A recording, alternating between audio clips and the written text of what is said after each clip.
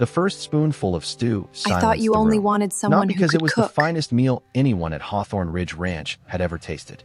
It was because, somewhere between the fresh bread, the simmering herbs, and the quiet clink of spoons against pottery bowls, everyone realized something they had forgotten years ago. They were talking, not about cattle prices, not about broken fences, not about weather or work. They were simply talking to one another. At the head of the long pine table, 73-year-old August Hawthorne slowly lowered his spoon.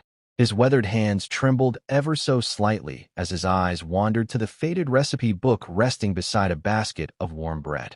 Across from him, his daughter Delia reached across the table without hesitation and gently squeezed the hand of the woman sitting beside her. No one had asked her to. It simply felt natural. Standing unnoticed in the kitchen doorway, Silas Hawthorne removed his hat and held it tightly against his chest. 3 months earlier, he had placed a plain advertisement in the Montana Territorial Gazette. Wanted, respectable woman willing to marry a ranch owner. Must know how to cook and manage a household. Looking around the room now, he understood something that made his throat tighten. He had asked for a cook. Instead, someone had quietly rebuilt the soul of his home. 3 months earlier, winter had barely loosened its grip on the Bitterroot Valley. Snow still rested beneath the pine trees while muddy wagon tracks stretched toward Hawthorne Ridge Ranch. Silas Hawthorne stood outside the general store in the town of Alder Creek, staring at the folded newspaper advertisement in his hands for nearly 5 minutes before finally walking inside. The newspaper editor looked up from his desk. "Morning, Silas." "Mornin'. What brings you in?" Silas removed his hat. "I need to place an advertisement." The editor smiled. "Selling cattle?" "No. Horses." Silas cleared his throat. "I'm looking for a wife." The room became unusually quiet. Even the printing apprentice stopped turning the press. The editor blinked. "Didn't expect that." "Neither did I." He unfolded the paper. "I don't need anything fancy. Just write exactly what I tell you." The editor dipped his pen. "I'm listening." Silas spoke slowly. "Widowed ranch owner.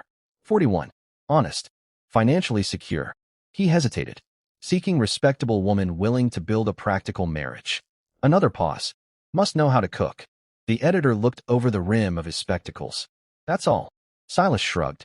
"I've managed cattle for 25 years. I can mend fences. I can deliver calves. I can survive blizzards. But I cannot make biscuits that don't resemble saddle leather." Both men laughed. Then the laughter faded. The editor quietly asked, "Is cooking truly what you're looking for?" Silas stared toward the window. "My father deserves warm meals. My sister deserves better than carrying this ranch by herself. My ranch hands deserve a table instead of eating alone in the barn. And this house," he stopped, "has been too quiet for too long." The editor nodded without another question. Sometimes people said the most important things after they stopped speaking. The advertisement appeared in newspapers across Montana, Idaho, and Wyoming. Most who read it saw opportunity. A prosperous ranch, steady income, respectable reputation. One woman noticed something entirely different. Loneliness. Nearly 200 miles away, in the frontier town of Cotton Bluff, Corinne Vale carefully folded the newspaper before placing it beside a cooling loaf of bread. The elderly boarding house owner watched her. "You're thinking about it." Corinne smiled. "I'm thinking." "You've been thinking all morning." Corinne laughed softly. "I suppose I have." At 32, life had taught her how quickly certainty could disappear. She had spent nearly a decade managing kitchens, sewing torn clothes, balancing ledgers, comforting travelers, and keeping the small boarding house running after its owner became ill. When Mrs. Elridge passed away the previous month, the building had been sold. Every employee was dismissed. Corinne received her final wages. And nowhere permanent to go. She wasn't afraid of work. She never had been. But she longed for something that couldn't be packed inside a suitcase. Belonging. Mrs. Elridge's sister poured tea into 2 cups. "You know what catches my eye?" "What?" "He doesn't ask for beauty. No. He doesn't ask for youth. No. He doesn't even ask for money." Corinne smiled. "He asks for someone who can cook." The older woman shook her head. "No. He asks for someone who can make people gather around one table again." Corinne looked back toward the advertisement. Maybe that was exactly what he meant. Or maybe he didn't realize it himself. A week later, she loaded her few possessions into a stagecoach. 1 leather trunk, 1 sewing basket, 1 cast-iron stew pot inherited from her grandmother. One notebook filled with handwritten family recipes collected over nearly 15 years. Nothing extravagant, everything meaningful. As the stagecoach rolled westward, she whispered quietly to herself, "I'm not traveling there to be rescued. I'm traveling there to build something." Hawthorne Ridge Ranch appeared just before sunset. Rolling pastures stretched toward distant snow-covered mountains. Cattle grazed peacefully. Smoke rose from the chimney. The ranch itself looked prosperous. The house did not. Paint peeled from porch railings. Window curtains hung unevenly. Flower boxes stood empty. Everything worked. Nothing felt loved. Corinne stepped down from the stagecoach and looked around quietly. A loud hammer echoed somewhere behind the barn. Following the sound, she rounded the corner. There, balanced halfway up a windmill ladder, stood a broad-shouldered man wrestling stubborn wooden blades into place. His brown work shirt was covered with dust. His leather vest bore years of honest wear. A dark beard framed a face weathered by countless summers beneath Montana skies. Without looking down, he called, "If you're selling something, leave it by the porch." Corinne smiled. "I'm afraid I wasn't planning to sell anything." The hammering stopped. The man slowly turned. His eyes widened. "You must be Corinne Vale." He climbed down quickly, nearly dropping the hammer. "I am terribly sorry. I expected a traveling salesman." He chuckled. "Something like that." Removing his gloves, he extended his hand. "Silas Hawthorne." She shook it. His grip was firm but careful. "So," he said, "after traveling all this way, you still wish to stay?" Corinne looked across the ranch. The barns were sturdy, the livestock healthy, the fences straight. Then she looked back toward the silent house. "May I answer that after I've seen the kitchen?" Silas blinked. "The kitchen?" She nodded. "A house tells its story there." He couldn't explain why, but he believed her. Inside, she slowly walked through every room. The furniture was polished, floors swept, everything clean, yet every space felt strangely untouched, as though no one truly lived there anymore. Finally, she entered the kitchen. An old recipe book rested unopened on the shelf beside a cold iron stove. Dust covered its leather binding. Corinne gently lifted it. "Has anyone used this recently?" Silas looked away. "My wife wrote most of those recipes. No one's opened it since she passed." Corinne carefully brushed the dust from the cover with the sleeve of her apron, not opening it, simply holding it with respect. Then she smiled. "Would it trouble you if I prepared supper?" Silas answered automatically. "That's exactly why you're here." She looked at him kindly. "I don't believe that's the only reason." Before he could respond, she carried the cookbook carefully to the table, not to replace its memories, but to honor them. And for reasons Silas couldn't yet explain. That simple gesture gave him more hope than the advertisement ever had. The next morning began before sunrise. Silas had expected to wake to the usual silence. Instead, he smelled fresh bread. For a moment, he thought he was dreaming. Ever since his wife Eleanor had passed 7 years earlier, mornings inside Hawthorne Ridge had followed the same pattern. Coffee brewed too long, bacon burned by whoever remembered first, and everyone eating separately before disappearing into another day's work. Today was different. When Silas stepped into the kitchen, he stopped in the doorway. Corinne stood beside the old cast-iron stove, her sleeves rolled neatly above her wrists, humming a tune so softly it barely rose above the crackling fire. Steam curled from a kettle while 2 loaves of bread cooled beside the window. She looked over her shoulder and smiled. "Good morning." Silas blinked. "You've been awake for hours. I wanted to learn how the sunlight enters this room." He frowned slightly. "The sunlight. It tells me where bread cools best." He couldn't help smiling. "Never thought of that. Most people don't." She placed a warm mug into his hands. "I also learned your coffee pot leaks." Silas looked at the old kettle. "It has for years. I fixed it." He stared. "You fixed it?" "It only needed a new leather washer." Silas laughed quietly. "I advertised for someone who could cook. You keep repairing everything else." Corinne shrugged gently. "If I'm going to live in a house, I like listening to what it needs." Within days, tiny changes began appearing throughout Hawthorne Ridge. Nothing dramatic, nothing expensive, just thoughtful. Fresh curtains appeared after Corinne carefully washed the old ones and stitched small tiers that everyone else had ignored. She gathered wildflowers during short evening walks and placed them in simple glass jars on every windowsill. She polished the long family dining table until the grain of the oak reflected warm lantern light once again. The faded blue tablecloth that had remained folded inside a cedar chest for years was gently washed, repaired by hand, and returned to the table. When August Hawthorne entered for supper that evening, he stopped walking. His cloudy eyes slowly traveled across the room. The tablecloth. Corinne looked up nervously. I hope I wasn't wrong to use it. The old rancher slowly ran his fingertips across the familiar fabric. My wife embroidered these corners. I noticed. I reinforced every stitch before washing it. August swallowed hard. You noticed? The weak threads. She smiled. They deserved another chance. The old man quietly sat down. For the first time in years, he said grace before anyone lifted a spoon. Delia noticed the changes too. Unlike her father and brother, she didn't immediately speak about them. She simply watched. For years, Delia had carried responsibilities no woman her age should have carried alone. Keeping accounts, mending clothes, cleaning, cooking badly because no one had ever taught her properly, trying to hold together a family quietly falling apart. One rainy afternoon, she found Corinne sitting on the porch repairing an old quilt. I've never learned to quilt. Corinne looked up. Would you like to? Delia hesitated. I'm afraid I'll ruin it. Corinne smiled warmly. Then we'll ruin one together. Delia laughed for the first time in weeks.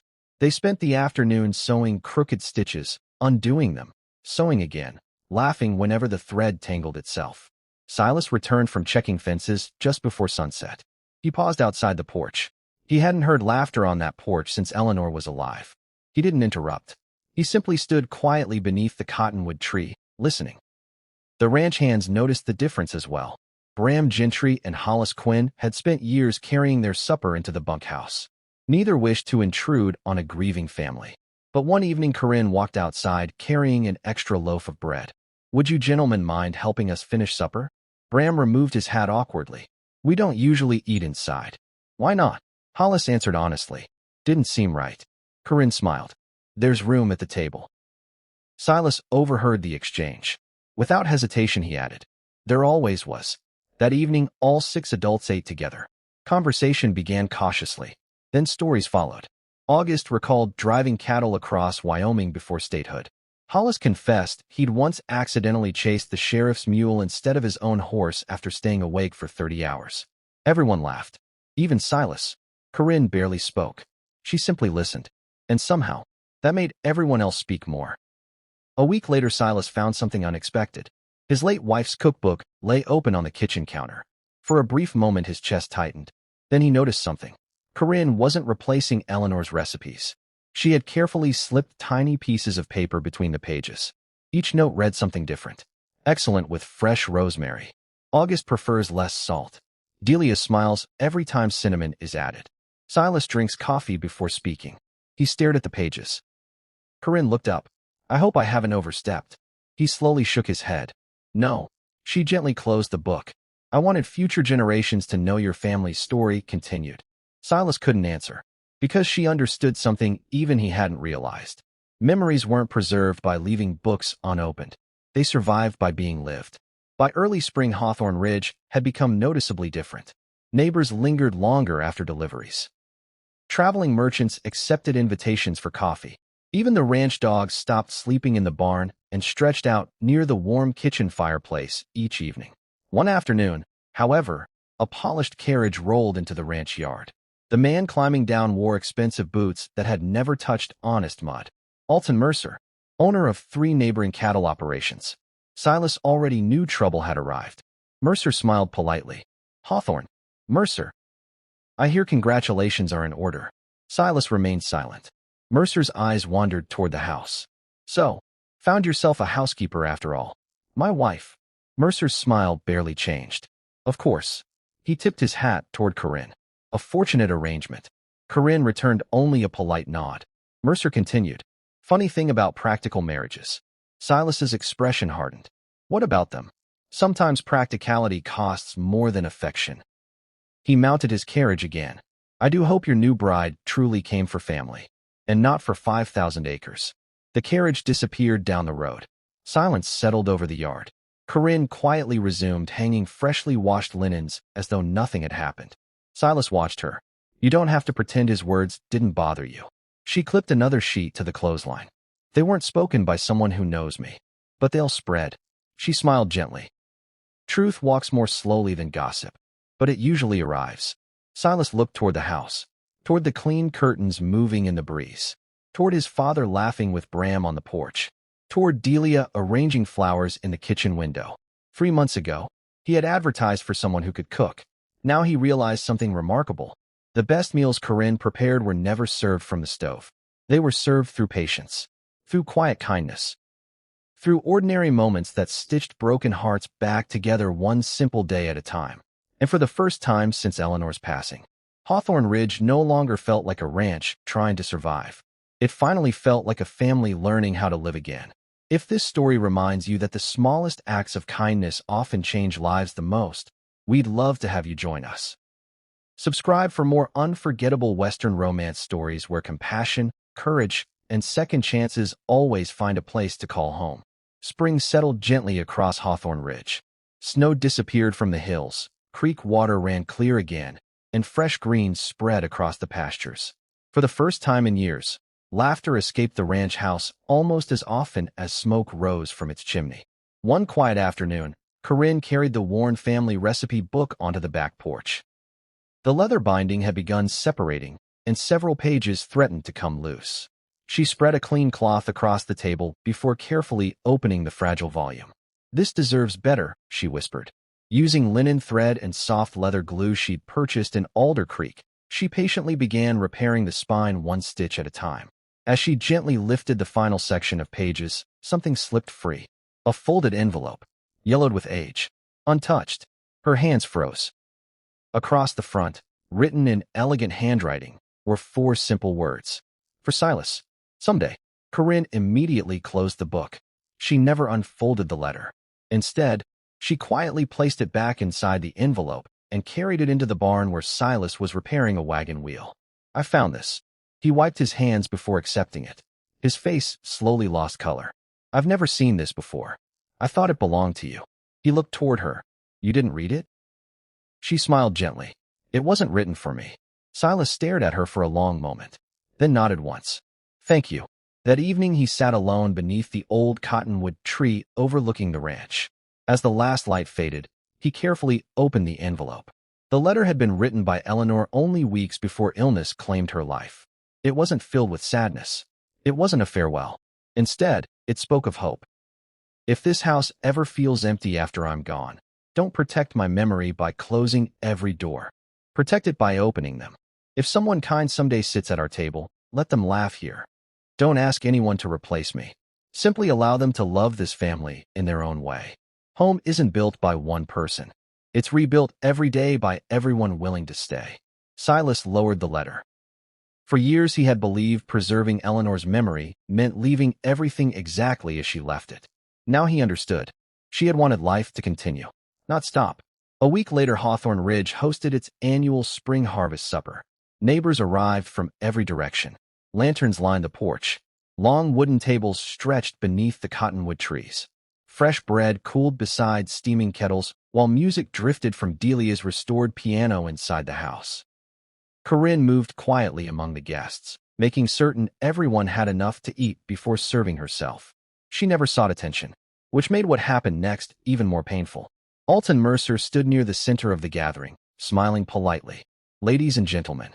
Several conversations stopped. "I've heard remarkable stories about Hawthorne Ridge these past few months." His smile widened. "Though I do wonder how quickly affection can grow when 5,000 acres happen to come with the wedding." Silence settled across the yard. A few uncomfortable glances shifted toward Corinne. She simply continued pouring coffee. She refused to answer. Mercer continued. "I'm merely suggesting that practical marriages often benefit one party more than the other." Before Silas could step forward, another chair scraped across the porch. August Hawthorne slowly stood. At 73, he no longer moved quickly. But when he spoke, everyone listened. "I buried my wife 40 years ago."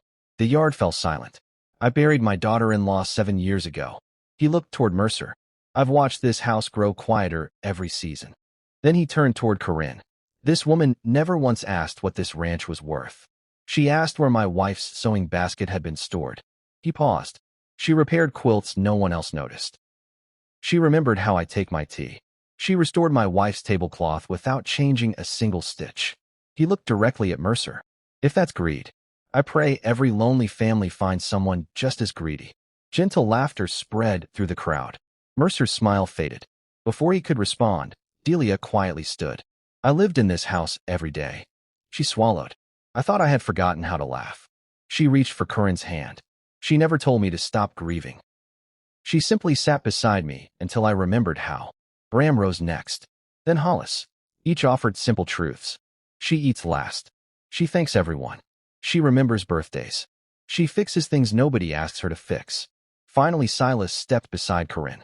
Looking directly at Mercer, he spoke calmly. You believe she married this ranch? He smiled. The truth is, she married a family, and somehow convinced us we still were one. Mercer glanced around. No one supported him. With a stiff nod, he quietly climbed into his carriage and rode away. No one stopped him. No one watched him leave. The supper simply continued. Later that night, the lanterns burned low. Guests returned home. The ranch grew peaceful again. Corinne remained in the kitchen folding the blue tablecloth after everyone else had gone to bed. She didn't notice Silas standing quietly in the doorway. He carried 2 books, his late wife's cookbook and Corinne's handwritten recipe notebook. He placed them gently beside each other. I've been thinking. She smiled. I hope so. He laughed softly. I asked for someone who could cook. You did.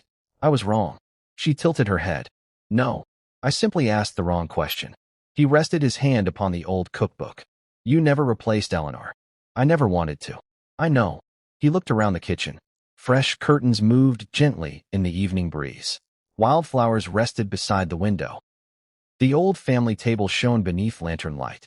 His father's favorite chair no longer stood empty. Even the silence felt warm now.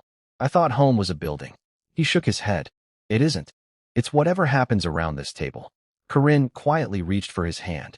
Neither needed another word. Summer arrived. Sunday suppers gradually became a tradition. Neighbors gathered after church.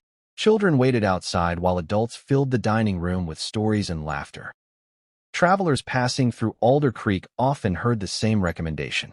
If you're fortunate enough to receive an invitation to Hawthorne Ridge, never refuse. Inside the kitchen, fresh bread cooled beside open windows. Delia now taught quilting classes every Thursday. August spent afternoons telling old cattle drive stories beneath the porch swing.